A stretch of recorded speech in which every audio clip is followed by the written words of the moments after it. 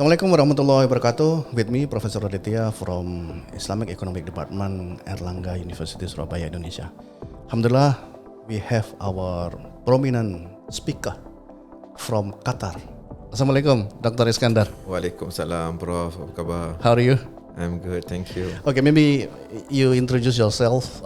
Where are you now, and a little bit of your education background, so that people, my students, know who you are. Sure. My name is Mohamed Eskandar. I'm actually Malaysian, but right now I'm based in Qatar. I'm working for Qatar Foundation. To be more specific, I'm an associate dean at College of Islamic Studies, Hamad bin Khalifa University.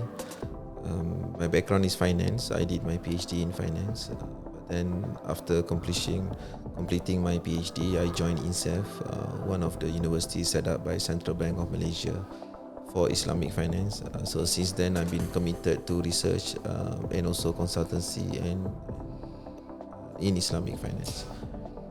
So I've been in Qatar now for 2 years. 2 years, okay. 2 years. So yeah, it's been a good experience so far. Yeah. And thanks for having me. Actually, I know Dr. Eskandar for very, very long time. So first, I did also same university. I was in IUM in start for 2004, and in 2005, we went to UK for presenting a paper in Oxford University. So, alhamdulillah, we still communicate each other and still strengthening our network. Yeah, alhamdulillah.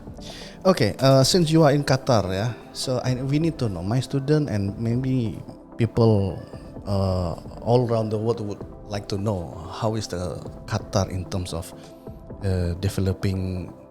Maybe first, before I talk about the Islamic economics, maybe in terms of education first, how is the role of the government?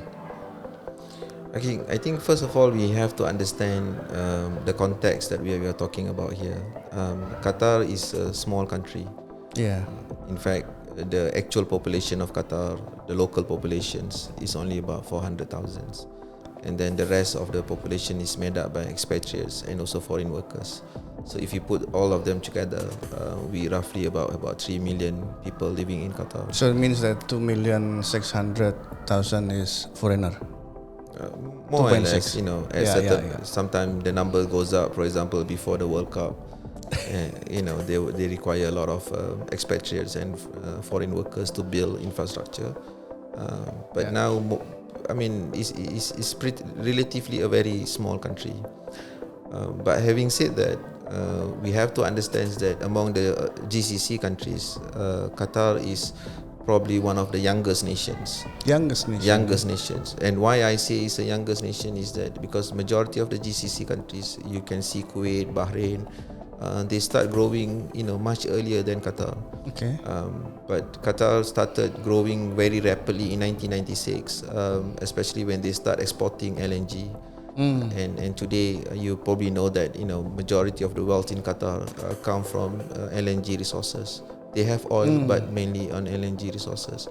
But the interesting story to discuss about Qatar is that how quick they have transformed the nations. Okay. That's probably, I think, something that people should learn and people should appreciate. That you can transform a nations if you put the right ecosystem in place. So obviously people remember Qatar now because they hosted the World Cup. Yeah. But the World Cup is simply, I would say, a good reason for them to come together and being a cohesive as a nations. So they were able to put so much of infrastructure in place because they have a common purpose. Okay, as far economic growth is one thing, the other thing is that they were able to create some sort of national identity by hosting the World Cup.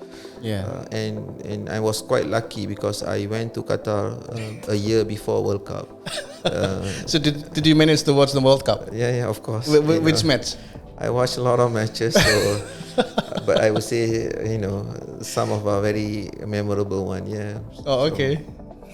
So, but coming back to your questions, right? One thing about being there and one thing I witnessed is that a lot of people say the success of Qatar because they have high liquidity, they have money from money. But I would say the same can be said for many other countries as well. right? You can say Kuwait is also a very rich country. Bahrain is very rich country too. You can say Nigeria is also very rich with oil and resources, so on and so forth. Yeah. But one unique thing about Qatar is that they were able to really establish quite a number of state-owned institutions. State-owned. Okay. So since you asked me about education, I'm working with Qatar Foundations, which is the so-called the custodians of Education City. And Education City is a very remarkable project, not just because I'm working there, but if you have a chance to travel to Education City, you can see that they were able to bring all the top universities to Qatar, which means that they are really talking about upping the game in a very short period of time. They're saying that we have to become a world class, and we are willing to invest to become a world class. So you have these 8 universities which is highly recognized, and they also quite smart in the sense that not only they bring all these top universities, but also they establish their very own university, which is Hamad bin Khalifa University. And what is the idea is that there would be in the long term integration between this Hamad bin Khalifa University and all the other universities. So they came up with this idea called multi-versity. Multi-versity. So in the sense that integration will build the local university, and then this local university in the long term will become the anchor university in Education City. And then on the other hand, they also have huge amount of investment on research. So in fact, we have a center like sustainability, we have center like computing, we have a center for renewable energy, and they also established Qatar Science and Technology Park, which focus on high value creation, and this will translate into companies, and these companies will eventually become the source of value creation. So in other words, we cannot argue that Qatar is not doing enough when it comes to education. They're doing a lot, but now the point is that how these things will actually create an impact for Qatar, but more importantly, it will create an impact for Muslim world. So just to conclude by saying that to support their vision, they have been providing huge number of scholarships for international students to come and experience top professors who are actually working within Education City. So you mentioned that there is 8 university. Can you name a few that which? Okay, for example, for engineering, we have Texas A&M. I see. Okay, so they have 3-4 programs in engineering. And then for politics and economics, they invited Georgetown University, which is one of the leading university. And then for journalism, we have Northwestern, for media and journalism. Then for architecture, urban design, and then for interior design, arts and design, we have Victoria Commonwealth University, VCU.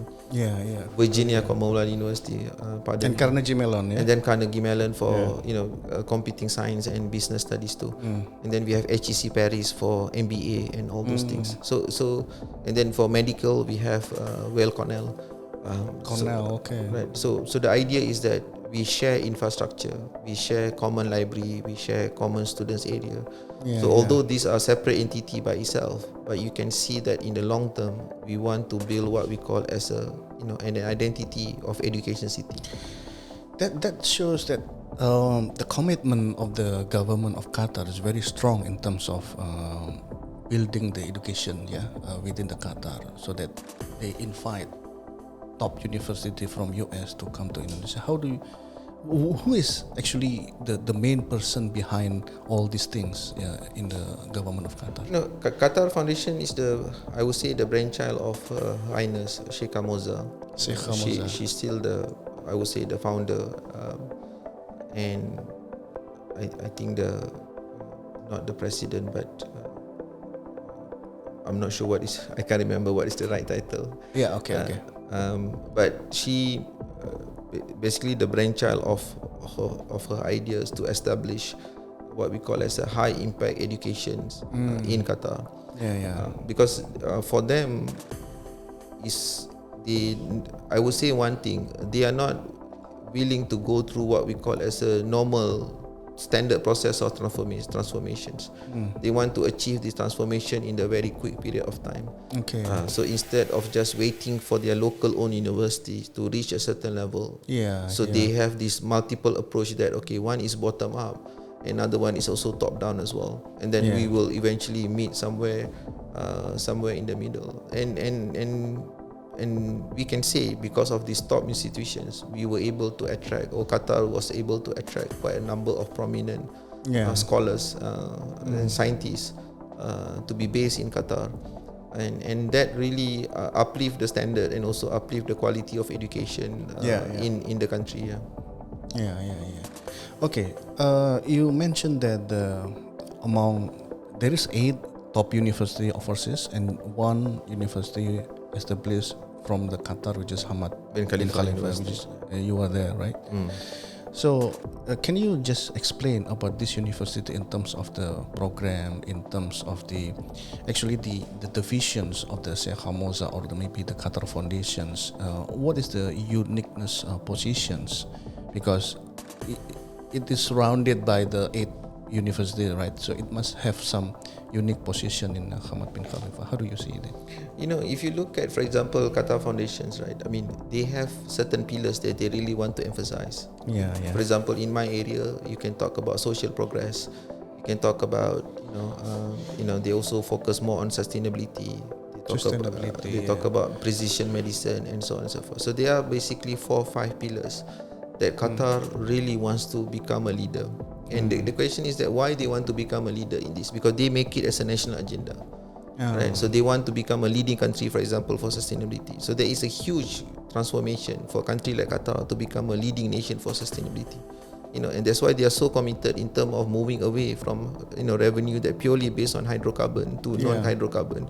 And then if you look at the numbers, they're quite successful, because now the revenue from non-hydrocarbon revenue is quite substantial as well. For example, they established QIA, Qatar Investment Authority, and majority of the investments are being made in companies which are aligned with Qatar principles. So that is contributing quite substantial revenue to Qatar as well through their investment authority. So they follow like Norwegian model, to establish a very strong sovereign wealth fund.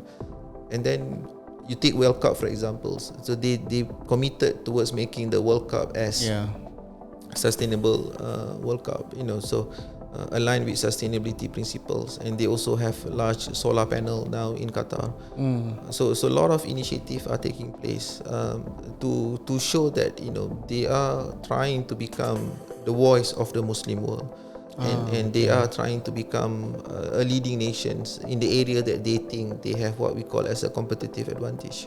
And just the last point, and Education City is a so-called the engine in terms of knowledge research production, together with mainly Qatar University, which is their local owned university that focusing mainly on undergraduate, because we are focusing Hamad bin Khalifa is mainly for undergraduate studies for the postgraduate. For the postgraduate, So you mentioned about the Center for Sustainability, and you also mentioned that the Qatar, the main revenue is from gas, right?